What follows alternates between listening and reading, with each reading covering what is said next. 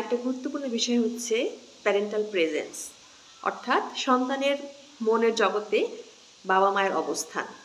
আমরা অনেক সময় মনে করি আমরা একই বাসায় আছি, একই সাথে থাকি, তো সুতরাং অবশ্যই একটা সম্পর্ক থাকবেই বা অবস্থান থাকবে, কিন্তু সবসময় এটা এনশিওর করা যায় না।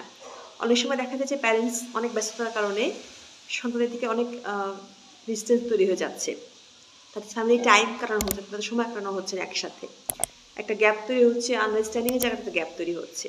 অনেক সময় শাসন করার ক্ষেত্রে দেখা যাচ্ছে যে হয়তো বাবা অথবা মা একজন সবসময় ডিল করছেন, আরেকজন একেবারেই নিশ্চুপ থাকছেন, এগুলোতে ইনভলভ হচ্ছেন না, বা বাবা অথবা মা একজনই ইনভলভ হচ্ছে, আরেকজনকে দূরে সরিয়ে রাখছে যে থাক, তোমার কথা বলা দরকার নাই, আমি বলছি।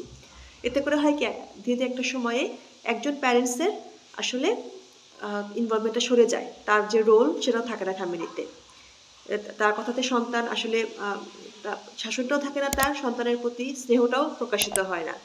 সো এটা যেন না হয়, আমরা চেষ্টা করব এমনভাবে তৈরি করা পরিবেশটাকে যেন সন্তান ফিল করে বাবা মায়ের উপস্থিতি তার মনের জগতে, অর্থাৎ যে কোনো কাজে সে মনে করে তার প্যারেন্টস বিষয়টা জানবে, বা এটা তারা জানলে কীভাবে নিয়ে এই বিষয়টা ভালো কি বা মন্দ। তখন সন্তান একটা ভুল করার ক্ষেত্রেও, একটা অন্যায় করার ক্ষেত্রেও কিন্তু তার প্রথমেই বাবা মার কথাটা মনে পড়বে, এবং হয়তো বাবা মার জন্যই সেখান থেকে সরে আসবে, বা ওটা তার জন্য একটা বড় একটা গাইডেন্স হিসেবে কাজ করবে।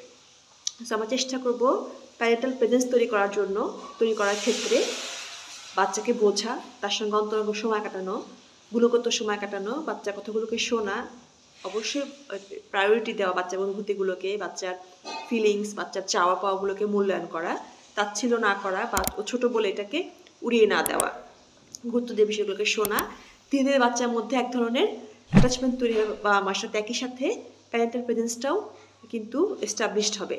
প্রথমে যদি এটা শুরুতে আমরা না করতে পারি, একটা পর্যায়ে গিয়ে, একটা বয়সে গিয়ে, 10 বছর 15 বছর বয়সে কিন্তু সন্তানের সাথে প্যারেন্টাল প্রেজেন্সটা নতুন করে তৈরি হবে না। এটা খুব শুরুতেই, ছোটবেলা থেকেই তৈরি করা প্রয়োজন।